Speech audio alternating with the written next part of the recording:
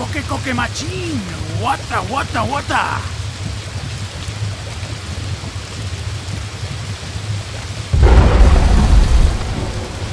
Teku ubi po!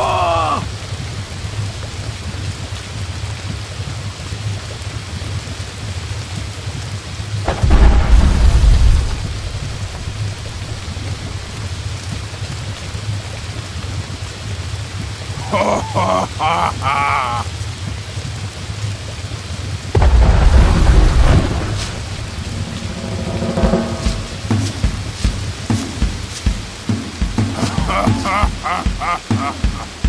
Chuta chuta kala! Koke koke machine! Wata wata wata!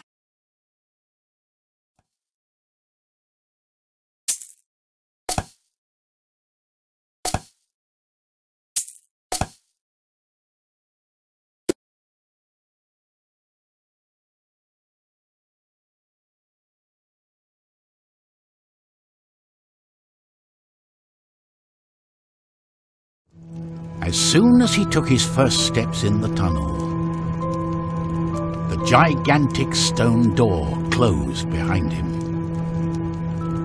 The light from the candle bounced down the narrow stone passageway while he searched for some clue that would lead him to the shaman. When he pointed his tenuous light at the ground, Teku thought he could make out the footprints of Yaka and his captors. He was slowly bending down to study them, when suddenly he noticed that several dark forms were emerging from between the rocks. It was a trap. When he stood up, Teku received a sharp blow to the head, and he saw no more.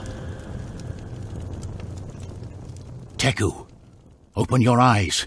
Come on, wake up. Teku sat up slowly. It felt as if his head was about to explode. Up here, by the light of the gods.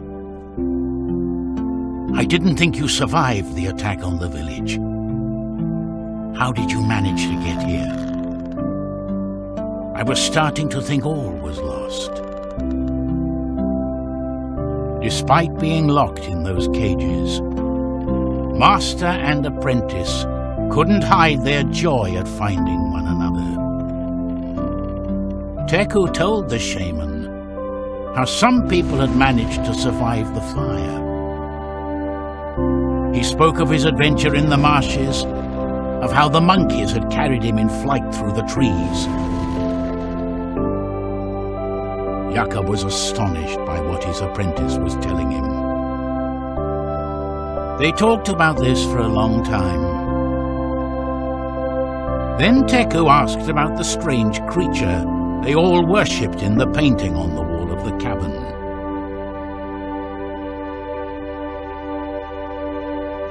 His master's expression suddenly turned serious,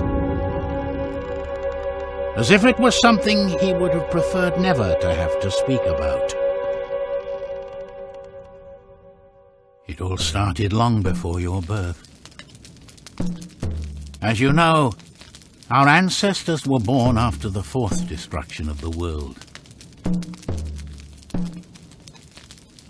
Since then, we've populated the earth and tried to honor the gods, whose wrath could bring on another cataclysm.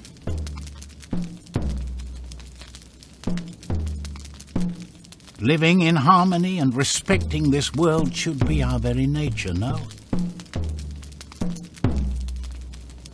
But there is something inside us, a dark corner inherited from the primeval night, that makes us place greed and power before all the good we might create.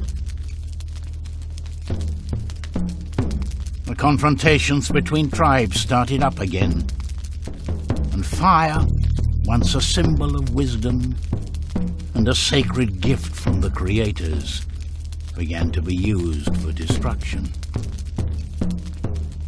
We seemed doomed to repeat our fate. But this time we weren't alone.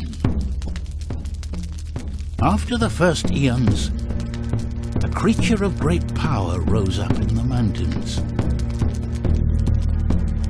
A gigantic being with the face of a bird, full of wisdom and light. It showed us how to rebuild the cities and recall the teachings the ancients had forgotten. The tribes called him Tezca. It's the same creature you saw in that painting. But the monster Teku had seen in the painting was terrifying, more like a tyrant than a wise leader. His deep, almond-shaped eyes reflected insanity. Seeing his apprentice so confused, Yaka continued with his story.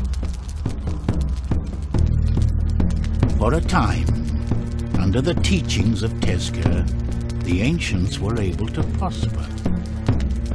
Until, little by little, they started to worship him as a god. Then some of them started to perform sacrifices in his honor to gain his favor and attention. In this new situation, the tribes became divided. Some started to capture prisoners from other villages to offer up in sacrifice to Tezca. Others abandoned their homes in search of some place far from all that madness.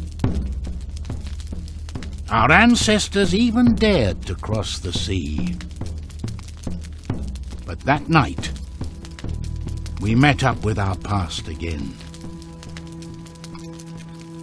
There was something in that story Teku couldn't understand. As he was telling it, the shaman vacillated, as if he were hiding something. Why would a creature as wise and good as the one Yaka was describing allow itself to be seduced by terrible sacrifices? Nevertheless, before he could ask, the conversation was cut short. Hanging from the belt of the warrior, Teku could see a bunch of keys. These could be the keys to the cells. Now, he had to put his mind to getting them and escaping.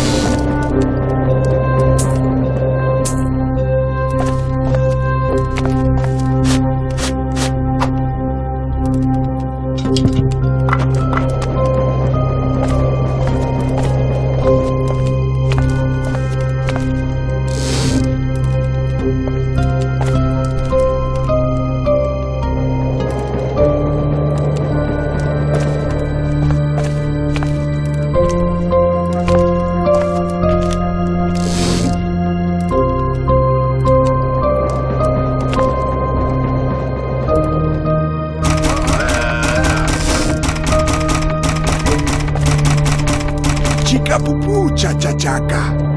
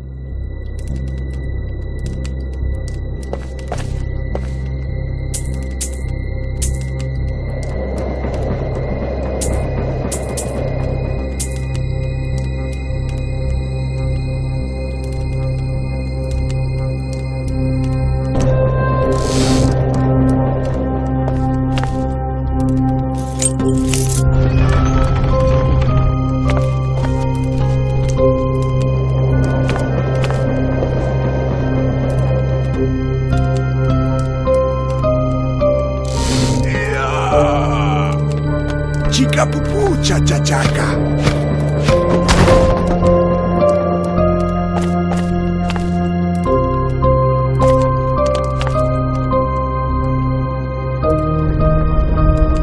Quick, Teku, climb up here.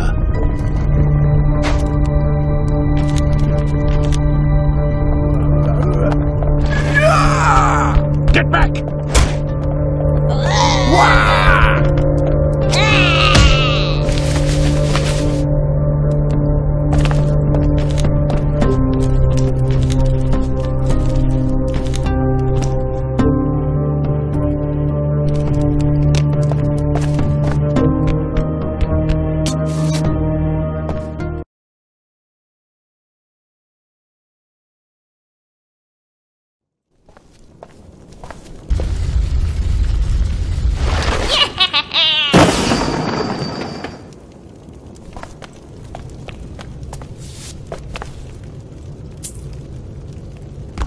The mask seemed to fit perfectly onto the stone figure.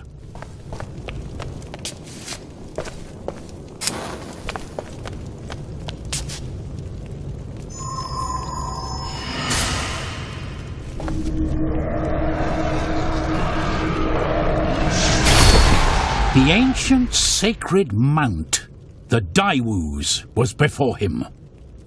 Mounted on the ancestral beast, he could catch up with his enemies and rescue Yaka. But there was no time to lose.